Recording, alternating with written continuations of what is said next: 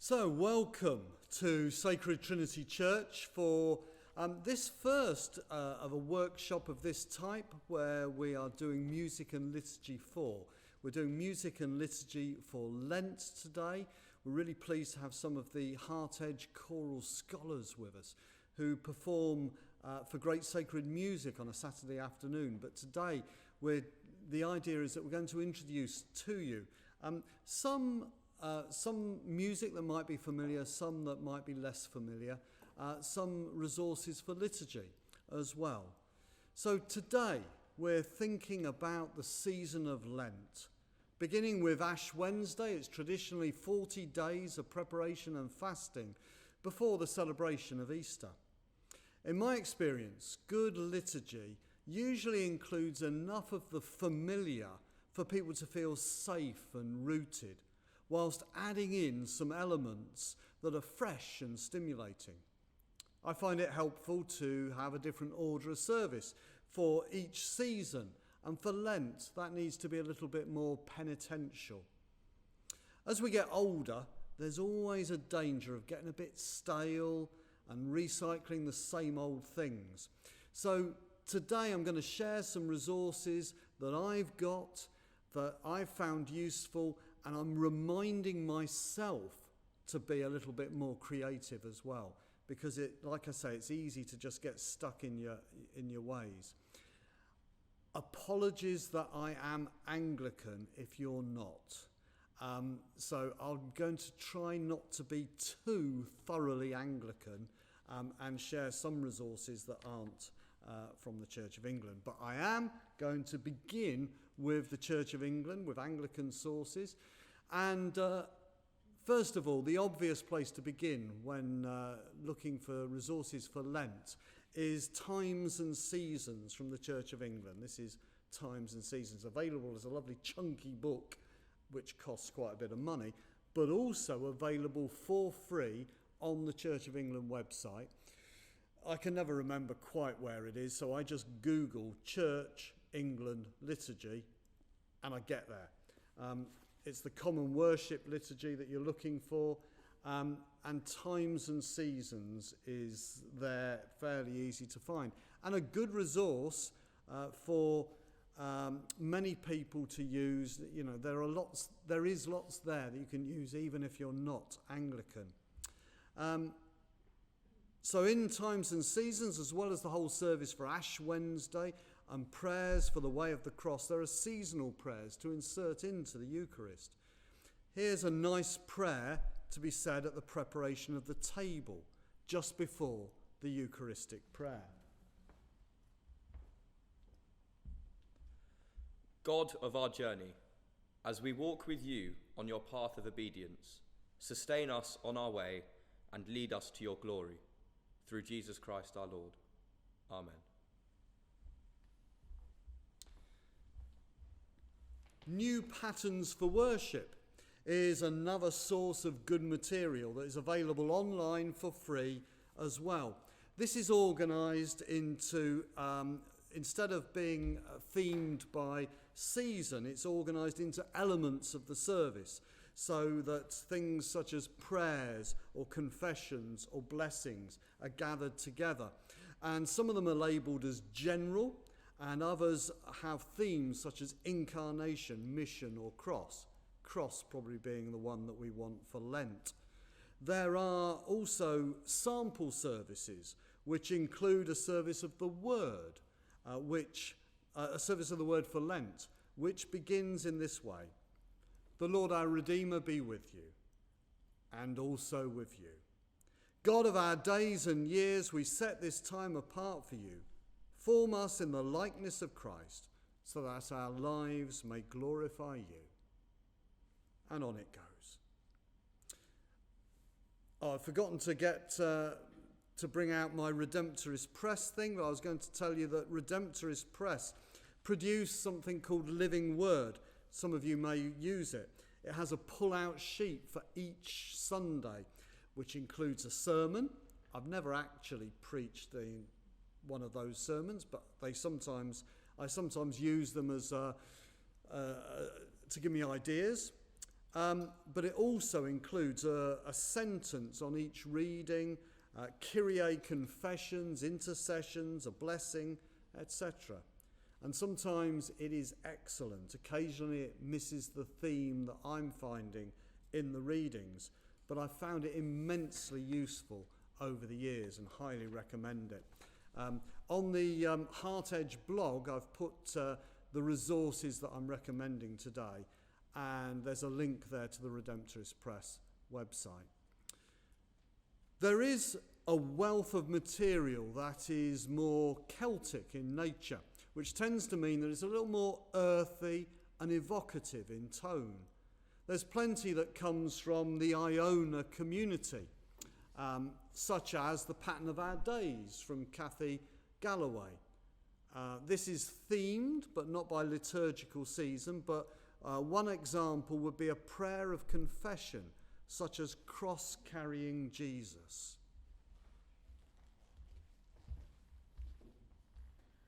Cross-carrying Jesus, as you stagger on your lonely journey, time slips, world's real. Forgive us that we turn away embarrassed, uncaring, despairing. Help us to stay with you through the dark night, to watch and to wait, to know the depths of your anguish, and to realize that you carry us. Forgive us, love us. Forgive us that we get on with our work unthinking, that we gamble unknowing with precious things. Cross-carrying Jesus, nailed to the tree of life, forgive us and grant us your salvation.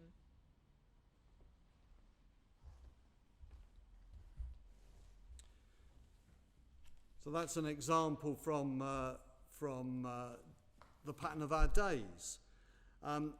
Ray Simpson has produced a book of liturgies from Lindisfarne that I actually ordered this and found it said that it came with a CD-ROM with the text of all the liturgy on it, and when I got it, it didn't have that CD-ROM, so I contacted the publishers, Kevin Mayhew, and they sent me a PDF with all the text on it. That's really useful if you're going to produce liturgy, because then you don't have to type it from scratch, but you can copy and paste. So we like that. What we're going to do with this is this has some nice Celtic kind of liturgies for the different seasons, and we're going to use evening prayer from here in a modified form to finish this workshop. Not everybody will find the style helpful. It is kind of evocative and kind of more poetic, perhaps, than common worship might be. Many will appreciate that. Some might find it a little bit annoying, but then that's a risk that you take. I wanted to tell you about some poetry. So poetry is something that we sometimes, that we could perhaps do with using a little bit more in our worship. So Malcolm Guite in David's Crown has produced poems that respond to the Psalms, to many of the Psalms. And the Psalms are a great source, of course, during Lent. And we're going to sing a version of a psalm later, of Psalm 139. But I thought we would listen to Malcolm Guite's response to Psalm 139.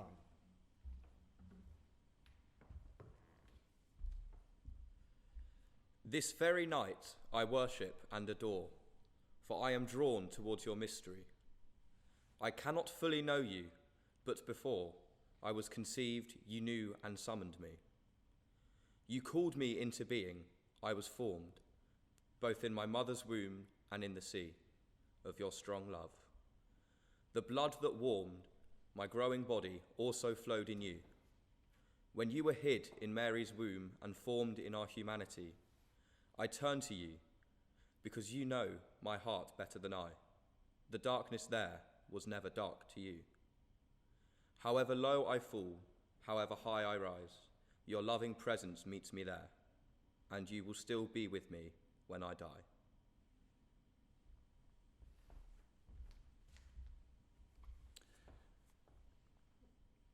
The next book I wanted to introduce to you is not particularly liturgy, but it's a book of poems by J. Hume, The Backwater Sermons. And he's produced a fantastic set of very powerful poems written through the pandemic. And I've picked out one that I think might work well during Passiontide or Holy Week.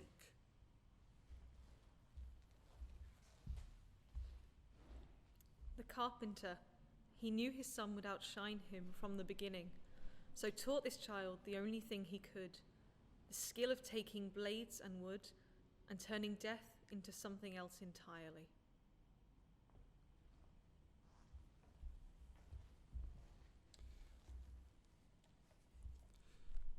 Canterbury Press have a really useful series called Creative Ideas for. This is creative ideas for evening prayer. It includes a lot of creative evening services, including one for Lent that uses the story of the woman caught in adultery and has a prayer action involving stones. I don't think I've ever used a whole service from here as it's written, but I've certainly used services from here, kind of adapted them to fit the context that I'm working in, and there are some great ideas in there. One thing I wanted to encourage you is that to bear in mind is that when creating perhaps a more prayerful service, if you don't have a musician, and I need to be careful how I say this because I'm surrounded by musicians, but if you don't have a live musician, you might want to use some recorded music. Now you have to be very careful if you're live streaming, like which we're doing today. So I'm not going to play you any recordings because you can get into a right mess if you put recorded music into a live stream, and Facebook or YouTube might mute you, which gets all a bit embarrassing and you might get into copyright problems. But if you're leading a prayerful, quiet service in church and not streaming it, there are all sorts of lovely recorded music that you could use to help create the right sort of atmosphere. I use a lot of ambient music and film soundtracks, and if you're interested in the sort of stuff that I might use, I have created a Spotify playlist, and you can go, there's a link to the Spotify playlist on the HeartEdge website blog. So go and have a look at that. I wanted to tell you as well about a fantastic resource for an audio-visual resource. And I love this. This is 40 by Cy Smith. And it's a beautiful, this is the book version, but you can find online, you can find a video where there's some music and each of these images. They're beautiful images that evoke something of what Jesus might have been going through in the 40 days in the wilderness.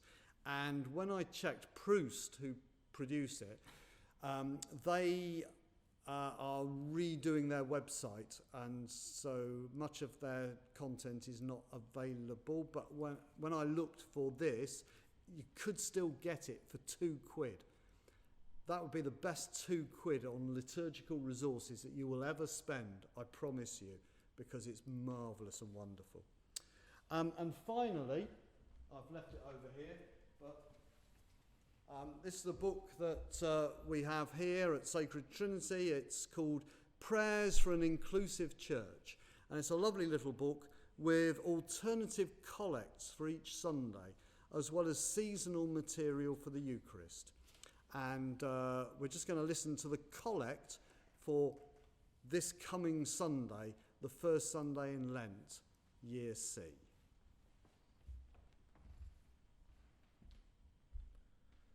God of the wilderness, your Spirit leads us to face the truth, unprotected and exposed.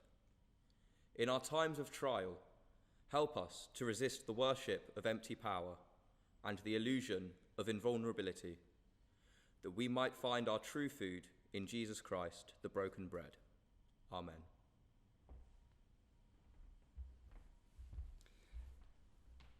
And that's the liturgical resources that I'm sharing with you today. So I hope there's something in there that you find useful.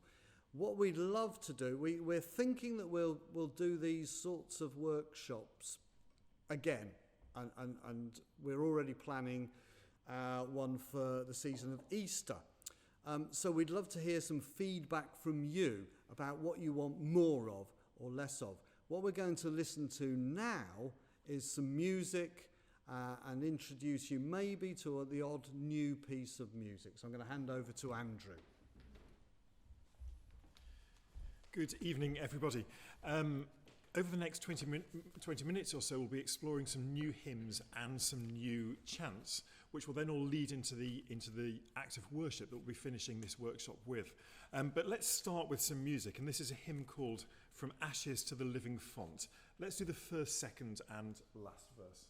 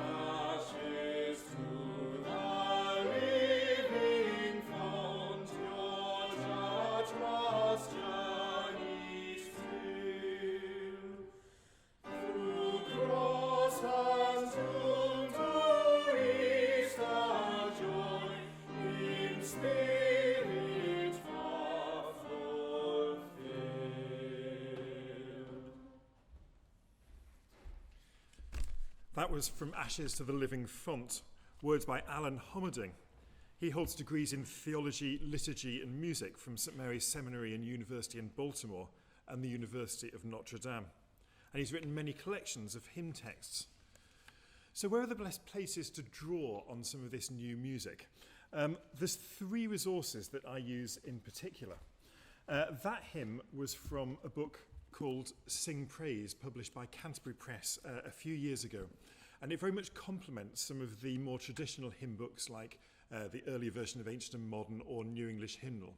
And a particular feature are new words to pre-existing well-known tunes, and also introducing some new tunes as well. Within this book, there's also a number of short chant settings and a liturgical section, and it's a really good way of freshening up music in liturgy, and particularly with a church that starts at quite a traditional base and just expanding that repertoire just a little bit further. There's another hymn book which came out more recently, the new version of Hymns Ancient and Modern, which actually has got some of the material that's also contained in Sing Praise. We've just started using this at St Martin in the Fields, and it's a beautiful combination of traditional hymns and has the complete selection of traditional hymns, but alongside that, many new hymns from the Iona community, music from Teze, other contemporary hymn writers, again to new tunes and to traditional tunes. I think of all of the new hymn books, I think this in many ways is the perfect combination of old and new that works for many different church traditions. And one of the book which I think is also worth exploring is published by the Royal School of Church Music. As you can see here, it's a very well used copy. This is a book called In Every Corner Sing, which is edited by Jeff Weaver, who does a lot of work with the Royal School of Church Music in terms of workshops and in terms of introducing music from across the world church. It contains songs, sections on praise, worship, short chants, liturgical sections, and incorporates melodies and songs from right across the world. They're all done in a really, really simple way, so it works for choirs and it works for congregations. And in many ways, if you want to really expand the music offering in church, this is a really, really good book to do that with. So now we want to explore 2 or 3 more hymns to really kind of broaden the horizons from traditional hymnody. We began just now with From Ashes to the Living Font, and now Above the Voices of the World Around Me. It's to words by Timothy Dudley Smith, the hymn writer who's perhaps best known for Woodlands, for Tell Out My Soul the Greatness of the Lord. He's a retired bishop of the Church of England and has written around 400 hymns. Let's hear verse 1 of this hymn.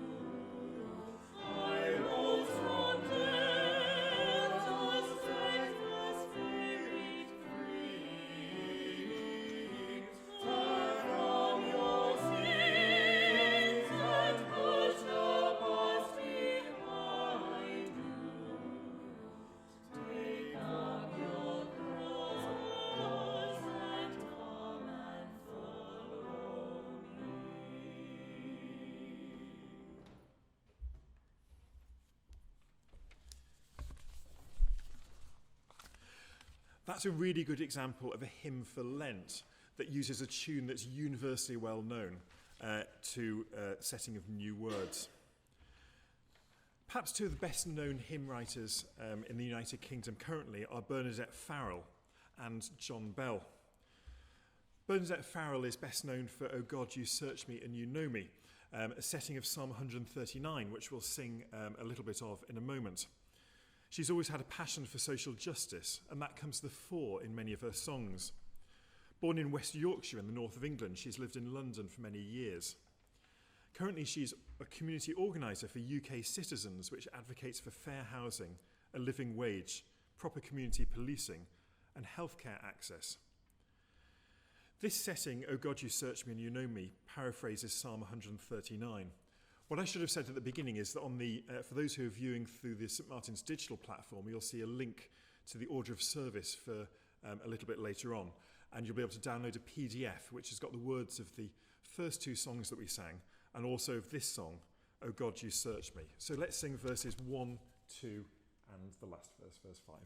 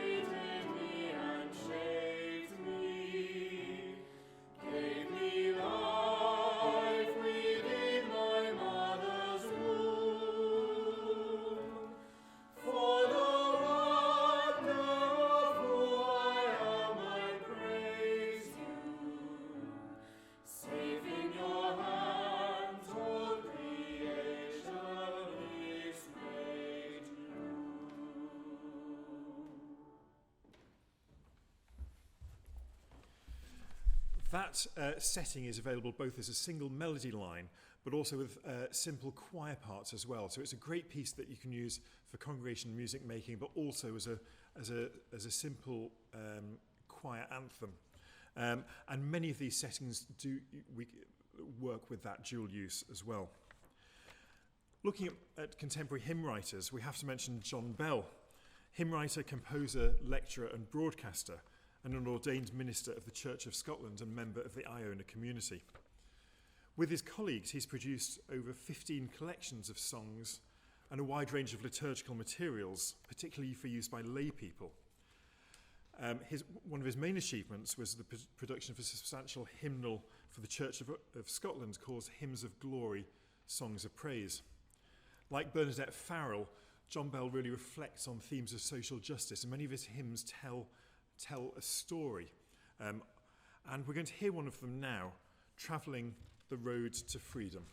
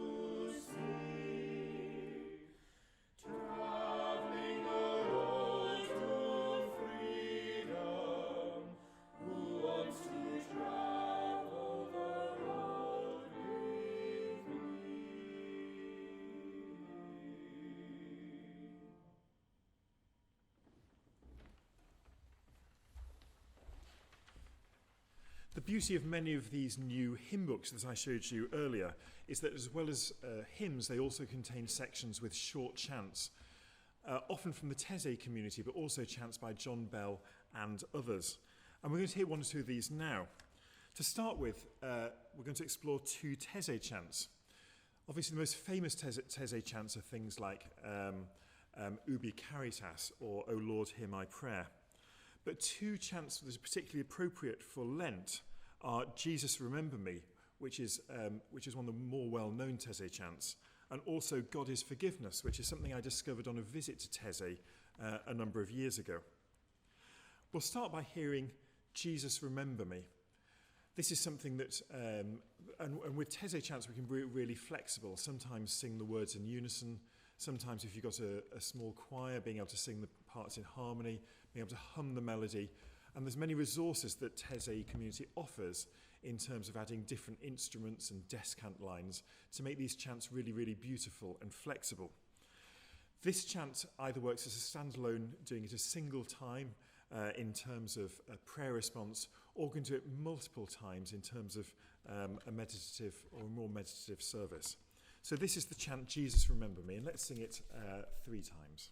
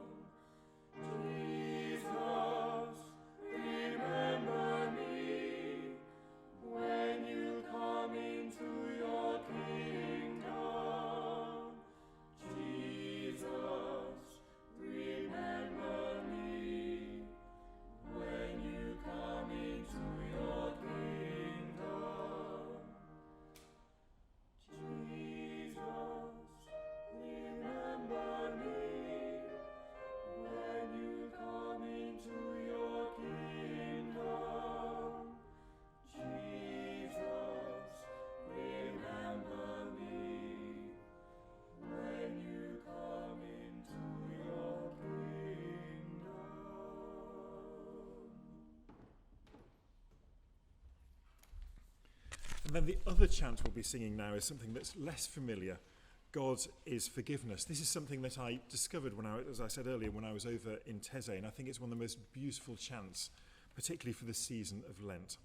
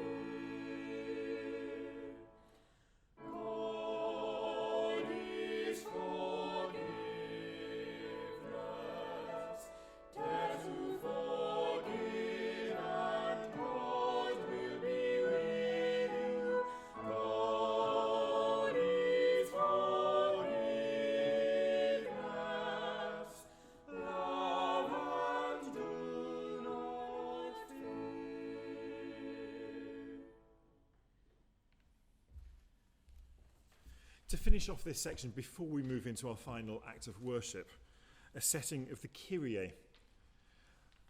There are many settings, musical settings of the Kyrie, from chanted settings to congregational settings to more complex choral arrangements.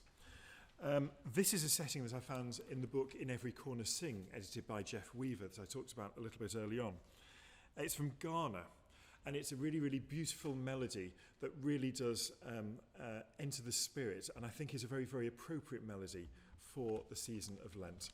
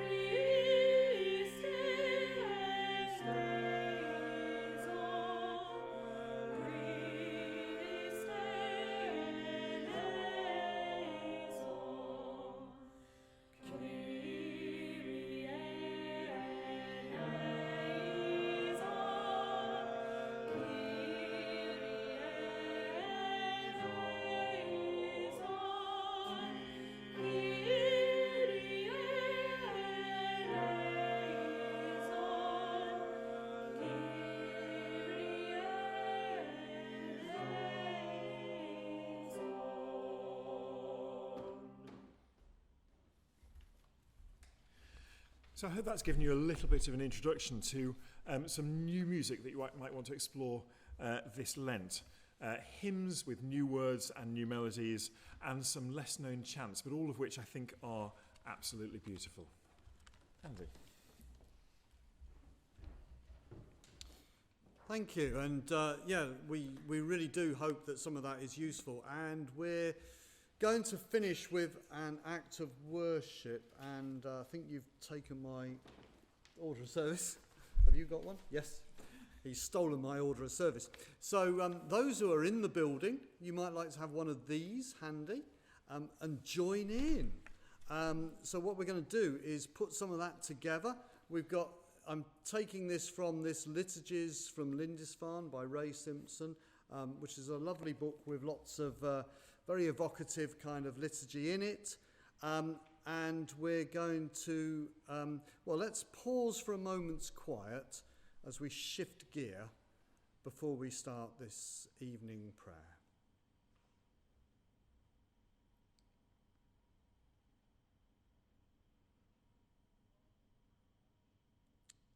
And we begin with the hymn, From Ashes to the Living Font.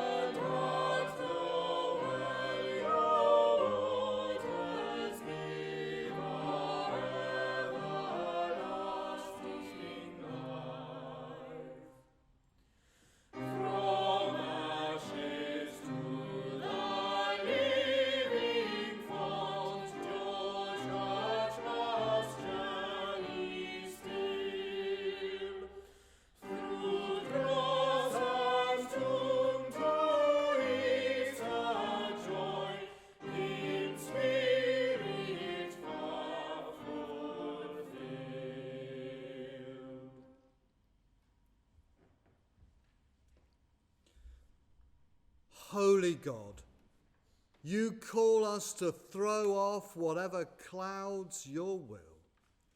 We will struggle with Christ against wrong. We will share with Christ his trials. We will embrace with him the suffering of the world. Psalm 139.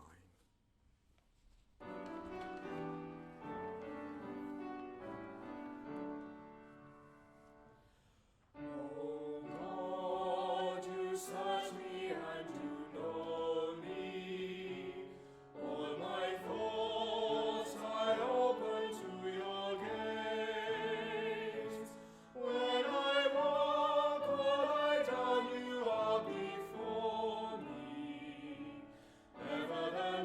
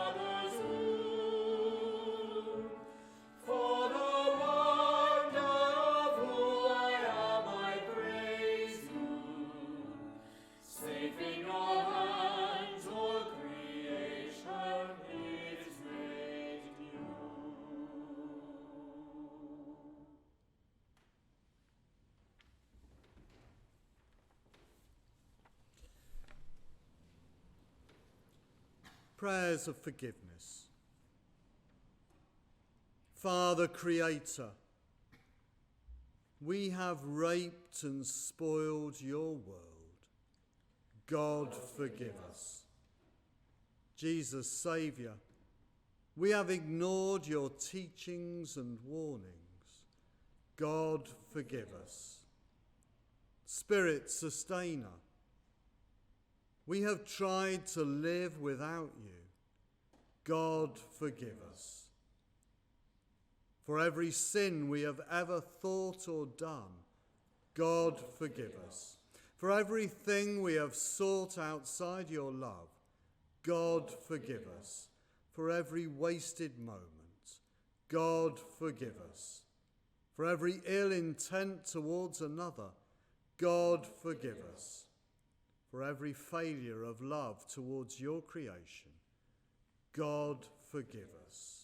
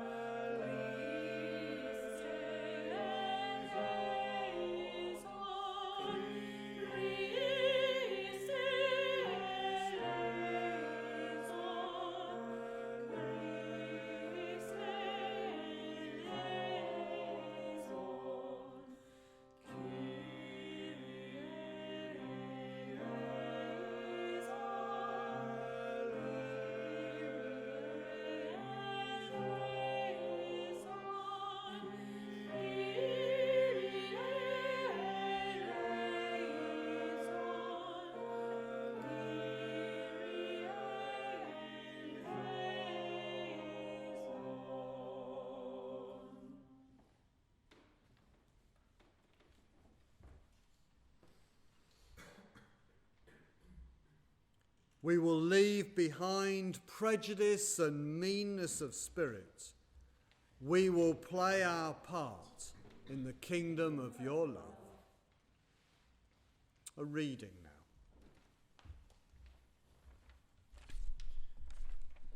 A reading from Luke chapter 14. Now large crowds were travelling with him, and he turned and said to them, "Whoever comes to me and does not hate father and mother, wife and children, brothers and sisters, yes, and even life itself, cannot be my disciple. Whoever does not carry the cross and follow me cannot be my disciple. For which of you, intending to build a tower, does not first sit down and estimate the cost to see whether he has enough to complete it? Otherwise, when he has laid a foundation and is not able to finish, all who see it will begin to ridicule him, saying, 'This fellow began to build and was not able to finish.' Or what king, going out to wage war against another king, will not sit down first and consider whether he is able with 10,000 to oppose the one who comes against him with 20,000? If he cannot, then, while the other is still far away, he sends a delegation and asks for terms of peace. So, therefore, none of you can become my disciple if you do not give up all your possessions."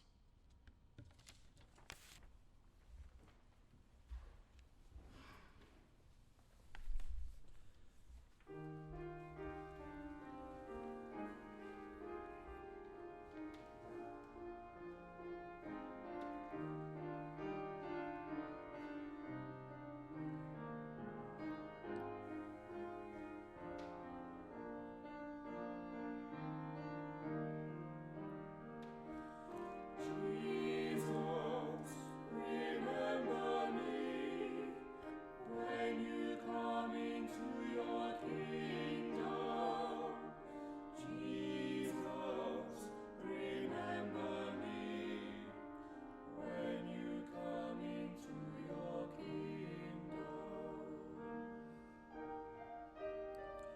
Christ of the scars, into your hands we place the broken and the wounded.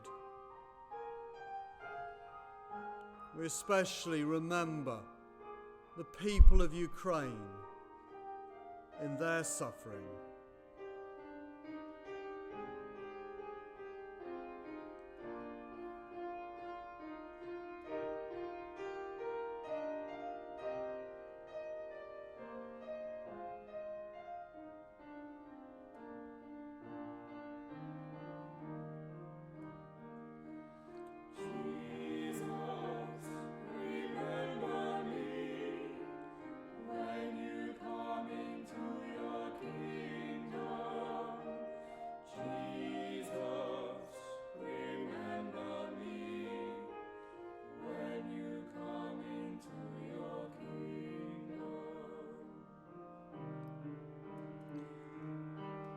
Christ of the scars, into your hands we place the victims of violence and false accusation.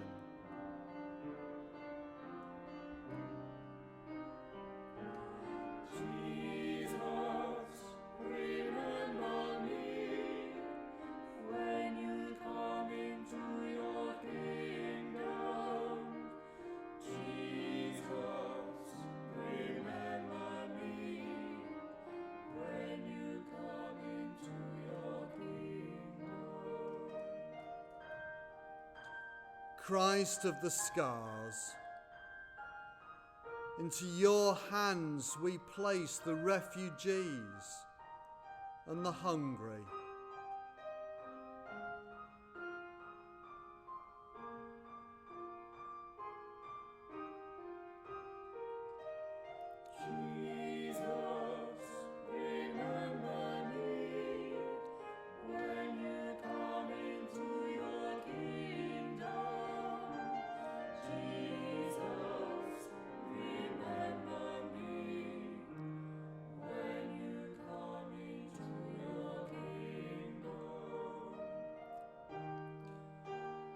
Christ of the scars, into your hands we place those who we are especially concerned for at this time, whose names we hold in our hearts.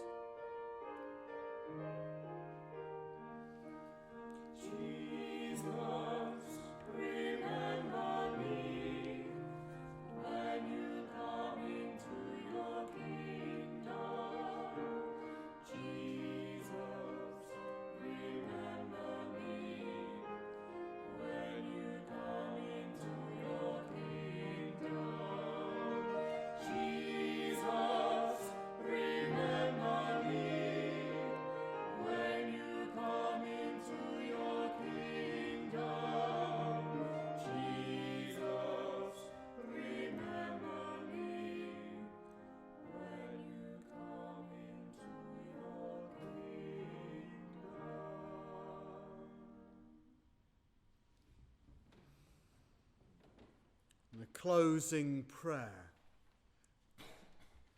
May the Christ who walked on wounded feet walk with us on the road. May the Christ who serves with wounded hands stretch out our hands to serve. May the Christ who loves with a wounded heart open our hearts to love.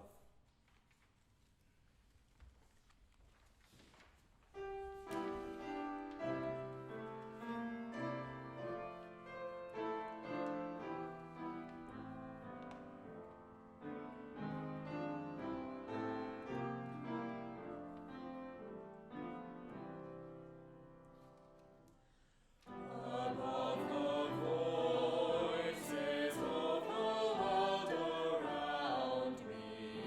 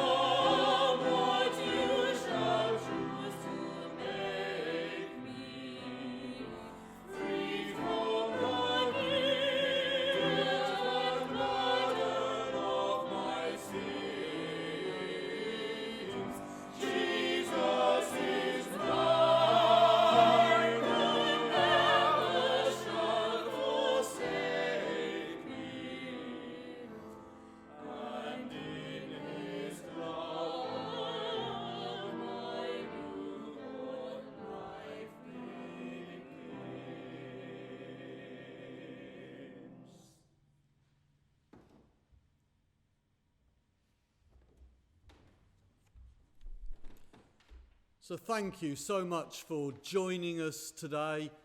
Those of you who are here, thank you for coming in person. It's nice to have people in the building with us. And those who are online, thank you for joining with us. And those who will watch the video when we share it afterwards as well. We are planning to do music and liturgy for Easter on Saturday the 19th of March. Yes, so very soon. So do join us for that as well, and do let us know what you think. What do you want more of? What was helpful? I hope that some of that has been useful for you, and I hope that you've enjoyed being with us today. Thank you.